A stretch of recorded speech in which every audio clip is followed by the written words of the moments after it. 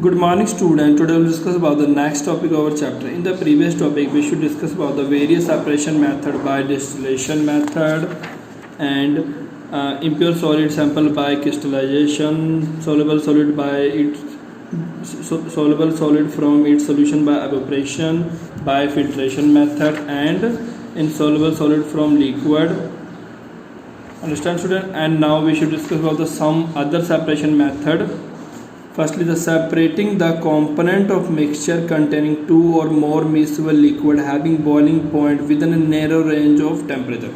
Means क्या होता है बेटा कि अब हमने कुछ ऐसे लिक्विड्स को सेपरेट करने की कोशिश करना है जिनका जो बेटा पिछली बार क्या था, एक का बॉइलिंग पॉइंट 78 था, एक का बॉइलिंग पॉइंट 100 था।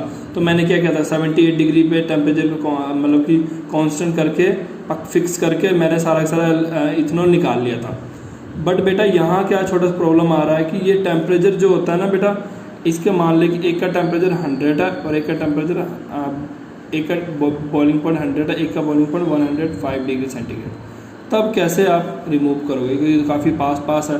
तो इसके लिए बेटा हम यूज़ करते हैं फ्रैक्शनल डिस्टिलेशन मेथड। ठीक है, अब ये होता क्या है, when the boiling point of two और more liquid in a mixture do not differ much, मतलब दो बॉइलिंग पॉइंट एक दूसरे से ज़्यादा अलग मतलब कि ज़्यादा ना हो। The sample of distillation do not complete separation.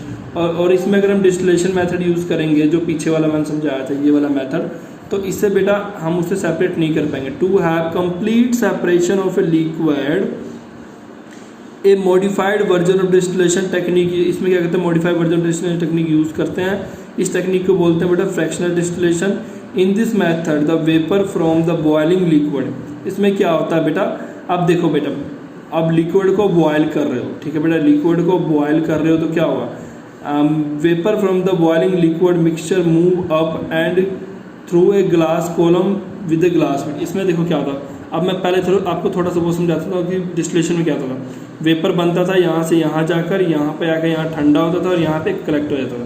तो इसमें थोड़ा सा अलग है, ठीक है। इसमें देखो क्या होता है, the vapour of high boiling liquid, high boiling liquid मतलब क्या है बेटा, जिसका बॉइलिंग पॉइंट बेटा ज़्यादा है, get condense in column and return back to distillation.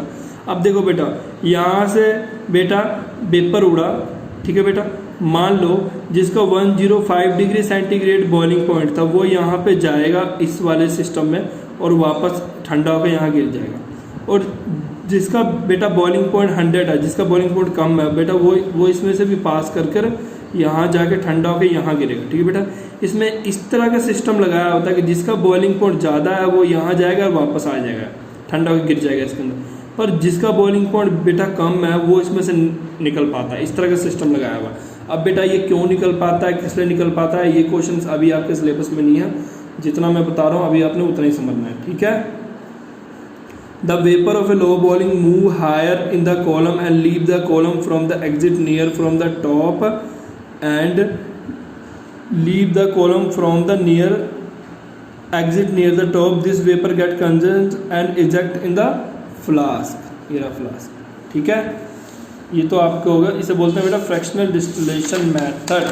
अब देखो फ्रैक्शनल डिस्टिलेशन मेथड का सबसे इजी एग्जांपल क्या है, सबसे इजी एग्जांपल है बेटा जो पेट्रोलियम इंडस्ट्री में इसका यूज था। High boiling liquid get left behind the distillation on the typical application factor distillation क्या है बेटा, commercial scale of refining of crude oil. इसमें क्या होता है बेटा, petroleum to petroleum gas, petrol, kerosene, diesel और लुब्रिकेंट ऑयल और फ्यूल ऑयल। इसमें देखो बेटा जो गैस होता है बेटा उसका सबसे कम बॉइलिंग पॉइंट होता है, इसलिए वो यहाँ से निकल जाता है। और जो हैवी होता है, इसका बॉइलिंग पॉइंट सबसे ज़्यादा होता है बेटा, वो नीचे से निकलता है। ठीक है बेटा, यही इसका वो है सिस्टम है। Okay student, understand, very good. Next देखो बेटा, separation of to immiscible liquid using separating funnel. अब देखो बेटा इस method separation of to immiscible, जो एक दूसरे से मिक्स ना हो उसको बेटा यूज़ करते हैं separating funnel. Separating funnel word ही वही है कि एक कांच का बेटा ऐसे होता है, ठीक है बेटा।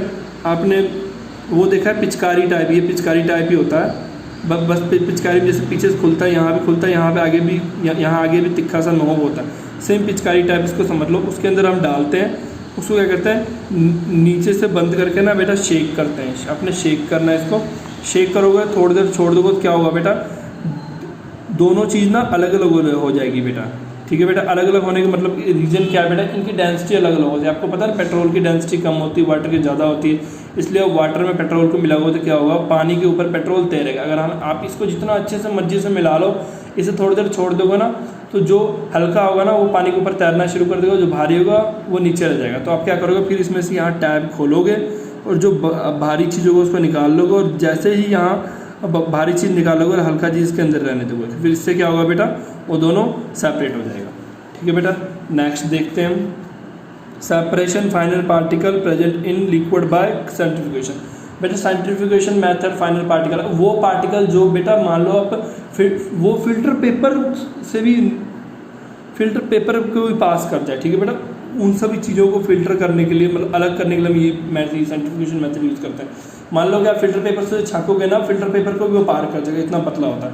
उसके लिए क्या करते हैं बेटा हम, आप कभी बेटा लेबोरेटरी गए हो जहाँ पे आपने कभी ब्लड दिया हो या कुछ दिया हो, अभी मतलब ब्लड का सैंपल, तो वहाँ पे बेटा का ना मशीन देखा होगा कि वो क्या करते हैं, ट्यूब में लेते हैं और उसमें डालते हैं और बंद करते हैं, बटन दाबते हैं और वो काफ़ी तेज़ी से रोटेट करने लग पड़ता है। ठीक है बेटा, तो ये देखो बेटा, the particle which are very small और इजिलियर पास फिल्टर पेपर है, और उसको सेपरेट करने centrifugation method use in this method the mixture containing suspended particle. और इसमें क्या करता है कि बेटा आप जो वो सोल्यूशन है ना, उसे बेटा एक ट्यूब में लोगे और उस मशीन में डालोगे, बटन ऑन करोगे, वो घूमना शुरू करेगा और इतनी हाई स्पीड पे उसे घुमाएगा ना बेटा, तो वो क्या करेगा, जो फाइनल पार्टिकल हो गए ना, देखो बेटा denser particle settle down in the bottom container. अब देखो, अब फाइनल पार्टिकल में तो कुछ ऐसे पार्टिकल होंगे कि जो थोड़ा हैवी होगा और कुछ ऐसे पार्टिकल होगा जो थोड़ा लाइटर होगा, हल्के होंगे। एक तो फाइनल है तो उनमें भी तो कुछ ना कुछ क्लास होगा ना, सभी थोड़ा फाइनल होंगे। ठीक है बेटा, मतलब इतना फाइनल है कि वो फिल्टर पेपर को पास कर रहे हैं, बट कुछ ना कुछ तो उनमें भी डिफरेंस होगा ना। तो फिर क्या होगा, जो थोड़े डेंसर है, मतलब जो थोड़े हैवी है, वो क्या करेगा, उसके नीचे बॉटम में सेपरेट हो जाएगा और वो उसे इतने ज़ोर से घुमाएगा ना, वो नीचे आ जाएगा, और जो हल्के वाले होंगे ना, वो ऊपर तैरते रह जाएंगे। ठीक है बेटा, इससे क्या हुआ, इन पार्टिकल्स को हम सेपरेट कर लेते हैं।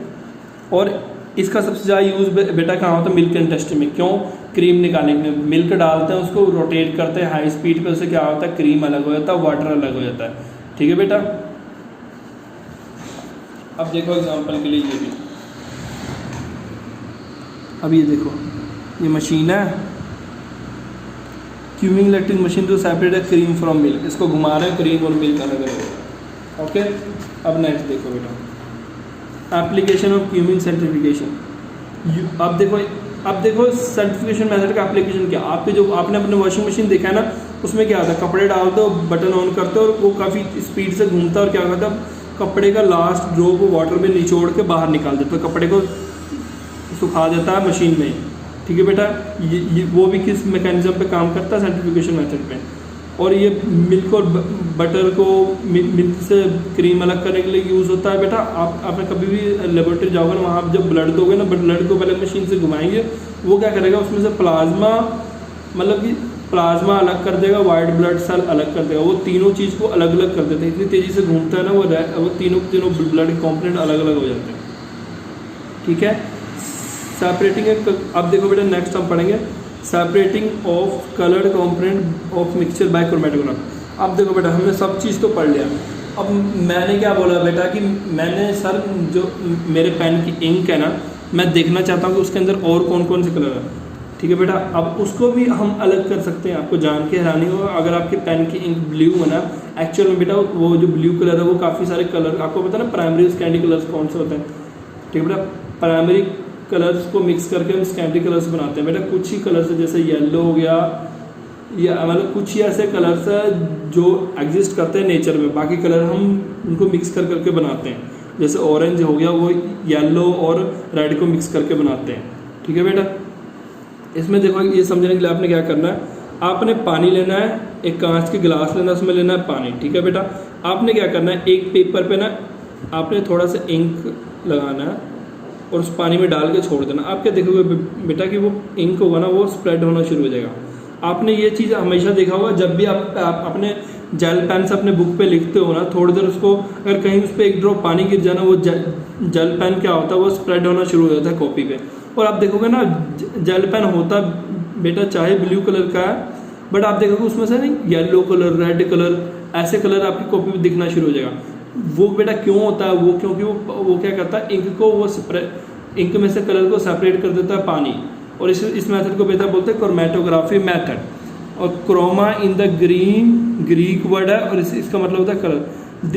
This are may different kind of chromatography technique used in this day. और अब ऐसा टाइम होगा बेटा काफ़ी एडवांस ही मेथड यूज़ हो रहा है कलर को सेपरेट करने के लिए। ठीक है बेटा,